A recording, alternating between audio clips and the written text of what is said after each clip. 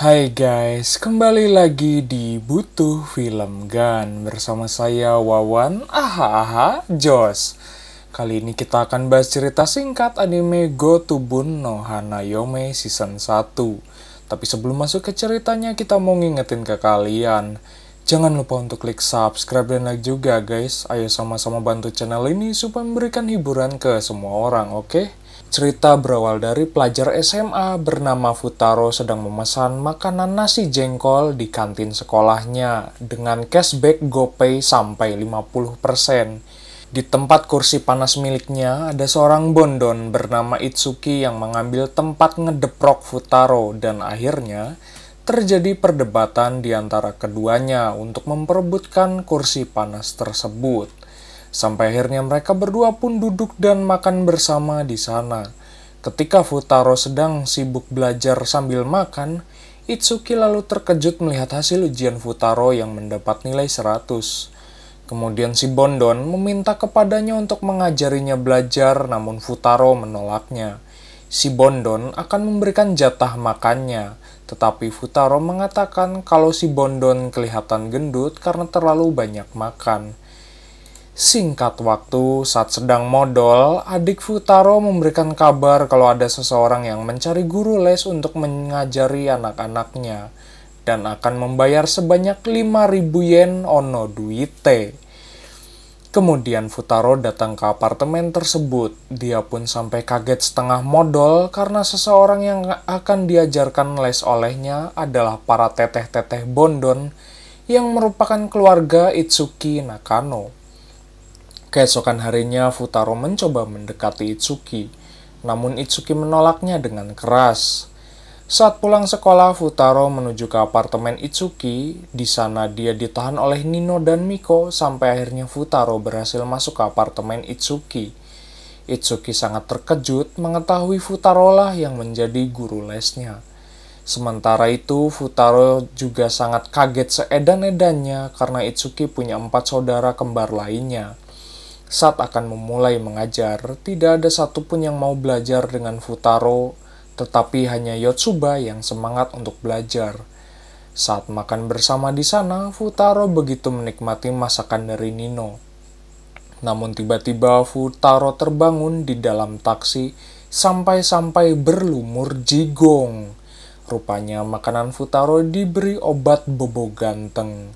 Itsuki meminta agar tidak mengajar lagi. Adiknya bernama Raiha mengajak Itsuki untuk makan bersama dengan mereka. Pada saat mabar, Itsuki pun akhirnya tahu keluarga Futaro sedang terlilit utang pinjol. Singkat waktu, esoknya saat akan mengajar para kewes, Itsuki tetap menolaknya. Namun Futaro memaksa para kewes itu untuk mengerjakan tes. Apabila mereka lulus dengan nilai minimal 50, maka Futaro akan berhenti menjadi guru les para Bondon. Rupanya hasil tes mereka dengan nilai sangat ampas di bawah 50. Terungkap akhirnya mereka berlima adalah para Bondon yang beleguk dan juga nakal. Kembali ke sekolah, para kewes itu lagi-lagi mencoba menghindari Futaro. Kemudian dia pun memberikan pertanyaan mengenai pertempuran dan ternyata lagi-lagi mereka semua tidak ada yang bisa menjawabnya. Pada jam istirahat, Futaro mendekati Miku. Beberapa saat kemudian Yotsuba dan Ichika menyadari bahwa Miku sedang merasakan bobogohan. Di lemari itu, Futaro terkejut melihat surat dari Miku kepadanya untuk mengajaknya bertemu di atap sekolah. Di atap sekolah itu, Miku mengatakan sesuatu dengan ngaderek-dek. Rupanya Miku memberikan jawaban atas pertanyaan pertempuran ketika bertemu dengan Futaro pada pagi tadi. Tidak sengaja Futaro membuat HP Miku jatuh. Miku suka dengan hal-hal sejarah kuno Jepun. Hingga sore hari, Futaro dan Miku saling bertukar cerita mengenai sejarah. Namun Miku belum bisa menerimanya. Kemudian Miku membeli minuman berdemek untuk Futaro sebagai tanda pertemanan. Singkat waktu, esoknya Futaro pun mengajak Miku untuk berdiskusi tentang sejarah karena Futaro sudah belajar tentang sejarah kuno Jepun. Lagi-lagi, Miku lari ngabret seedan-edannya demi menghindari Futaro. Sampai-sampai mereka berdua pun leles dan nyeri tuur. Miku mengatakan ia adalah orang yang paling lemah dari Bondon yang lain. Futaro juga mengatakan mereka berlima punya keahliannya masing-masing. Kemudian Futaro dan Yotsuba belajar di perpustakaan. Datanglah Miku yang ingin belajar bersama dengan mereka. Dari situlah ia juga mengetahui bahwa Miku bogoh dengan Futaro. Singkat waktu, pagi pun isuk, para Bondon menolak belajar. Namun hanya Itsuki yang punya semangat untuk belajar. Nino yang melihat kedekatan keduanya kini panas hati. Sampai-sampai terjadi perdebatan antara Nino dan Miku yang dimana Nino kesal dengan Miku dan lebih memilih Futaro. Untuk membuktikan siapa yang paling cetar membah Henol, mereka berdua pun adu mekanik membuat masakan. Futaro mencicipi masakan keduanya. Masakan Miku terlihat kurang nikmat dibandingkan masakan dari Nino. Lalu Futaro menilai kalau masakan keduanya sama-sama enak. Nino pun tidak terima dan mengetahui kalau Miku sudah jatuh cinta dengan Futaro. Saat akan pulang, Futaro kelupaan dengan sebuah tulisan Golden Ways yang tertinggal di apartemennya. Saat akan mengambil tulisan itu, betapa terkejutnya Futaro melihat Nino yang hanya memakai pakaian gemes. Nino punya penglihatan yang buruk sehingga dia menyangka orang yang ada di depannya adalah Miku. Futaro berusaha membantunya, tanpa sengaja buku-buku di lemari tersebut dijatuhkan oleh Nino. Futaro langsung menolong Nino sampai-sampai tidak sengaja simetriskan posisi adu gabrut. Singkat waktu, Itsuki mengambil foto simetriskan posisi adu gabrut mereka dengan handphonenya. Miku berusaha membela Futaro karena dia mengetahui Futaro datang ke ruangan mereka hanya untuk mengambil Golden Ways. Tetapi Nino sangat bersikeras dengan pendiriannya. Ichika selalu sesepuh Bondon. Di sana pun dia mengambil kesimpulan dari foto yang diambil dari Itsuki kalau sebenarnya Futaro hanya ingin menolong Nino saja. Nino yang tidak terima, dia pun memilih pergi keluar. Di luar pun, dia pun tampak bingung culang-cileng tepuguh karena tidak membawa kunci apartemen. Futaro mendatanginya. Dia sangat memaklumi bila Nino tidak menerimanya karena ia hanyalah orang asing. Pada hari Minggu, Itsuki datang ke rumah Futaro memberikan gaji. Sayangnya, dia menolaknya karena selama ini belum mengajar apapun kepada mereka. Tetapi Itsuki terus memaksanya agar menerima uang tersebut. Raiha pun mengajak Futaro dan Itsuki pergi ke tempat dingdong. Di sana tampak mereka bertiga sangat menikmatinya. Tidak diduga para Bondon kaget melihat Itsuki yang sedang bobogohan dengan Futaro. Yotsuba pun mengajak Raiha untuk melihat kembang api bebeledugan. Mereka semua pun pergi ke pesta mercon bebeledugan bersama-sama. Rupanya pesta mercon itu adalah kenangan keluarga Nakano bersama ibu mereka sebelum ibu mereka meninggal. Pada saat mereka semua menuju tempat melihat kembang api, mereka semua terpencar-pencar karena ramainya orang di sana. Nino yang hampir terjatuh pun akhirnya ditolong oleh Futaro. Rupanya yang mengetahui tempat mercon terbaik hanyalah Nino. Lalu Futaro pun mencari para kewes yang lain.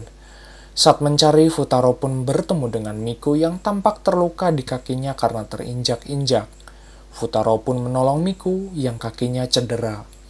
Futaro kembali menemui Itsuki dan berusaha mencari Ichika yang lengit entah kemana. Ichika menemuinya dan menarik ke sebuah gang senggol. Ichika lalu memeluk Futaro karena ada si kumis baplang yang mengejar-ngejar dirinya. Tujuan pelukan hangat itu karena sebenarnya Ichika sudah menganggap Futaro sebagai temannya. Lalu tak berselang lama, si kumis baplang yang mencari Ichika menarik tangan Miku. Rupanya si kumis baplang mengira Miku adalah Ichika. Futaro pun menolong Miku dan mengatakan kepadanya kalau Miku adalah partner. Dari situlah terbongkar, rupanya Ichika selama ini adalah artis muda dan malam ini Ichika akan pergi mengikuti casting bersama si kumis baplang. Sebelum pergi, Ichika bertanya kepada Futaro yang sangat peduli dengannya. Singkat cerita, pada saat casting, juri di sana sangat terpukau dengan keahlian dari Ichika.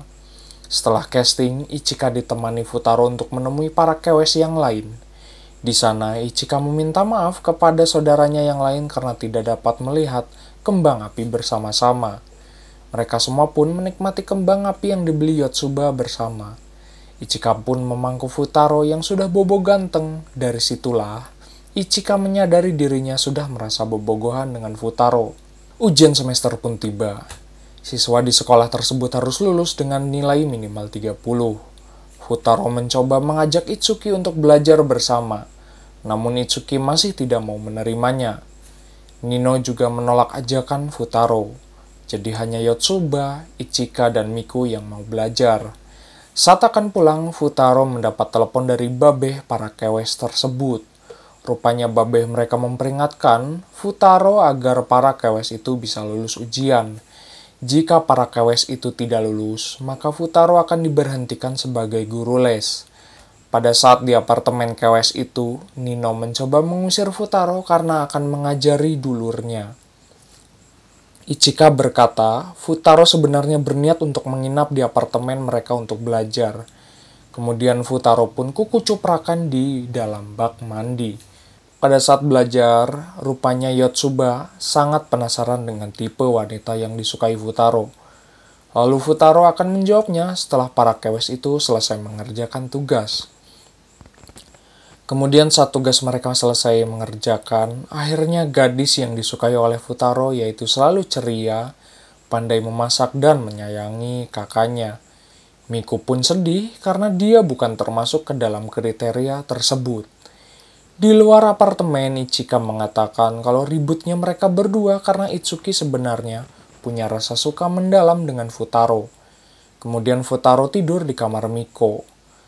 Pada pagi pun isuk, betapa kagetnya Futaro, dia tidur bareng Miku. Saat sarapan, Ichika meminta kepada Itsuki untuk belajar bersama. Namun Itsuki tetap menolaknya. Singkat waktu di perpustakaan saat akan belajar, Ichika menyadari sesuatu kalau dia tertinggal barang bawaan miliknya. Futaro pun kembali ke apartemen untuk mencari Itsuki. Sampainya di apartemen, dia melihat Itsuki yang memakai headset sedang tertidur karena kelelahan belajar. Futaro pun berpura-pura bahwa yang diajak bicara adalah Miku. Di sana dia menegur Itsuki yang bermalas-malasan, lalu Futaro meminta maaf dengan kejadian selama ini. Sejak itu, Itsuki membuka hatinya untuk ikut belajar bersama. Singkat waktu, Futaro menginap di apartemen para bondon dan menyadari terlambat bangun. Kemudian lari ngabret sedan edannya. Sesampainya di sekolah, para bondon tersebut menyamar menjadi Yotsuba. Yotsuba sendiri sudah lebih dulu sampai di sekolah dan mereka semua pun lolos dari pengawasan guru. Hanya Futaro yang terkena hukuman akibat terlambat. Hasil dari ujian sudah keluar dan ternyata kelima bondon tersebut tidak ada satupun yang lulus. Babeh para kewes tersebut menanyakan kepada Futaro tentang hasil ujian mereka. Pada saat akan menjawab, tiba-tiba handphonenya diribut oleh Nino dan Nino berbohong kepada babehnya kalau mereka semua sudah lulus. Kembali ke apartemen, Futaro sakit perut akibat memakan rendang jengkol yang sangat tidak enak. Kemudian Futaro memanfaatkan sakitnya dengan berpura-pura muntah darah pakai sambal ABC demi mengajak Itsuki dan Nino untuk belajar. Sayang, aksi tipu-tipunya terbongkar setelah Nino tidak sengaja menumpahkan bubur panas ke wajah Futaro dan menemukan saus tomat. Itsuki dan Nino pun menjadi sangat kesal. Futaro pun berpangku sebelah tangan dengan Yotsuba, sampai-sampai ingin melakukan perhelatan adu jigong. Yotsuba mengatakan perasaannya yang menyukai Futaro. Sayangnya, itu hanyalah tipuan semata. Kembali di sekolah, Futaro dan Yotsuba menyiapkan topeng psikopat untuk persiapan wisata sekolah.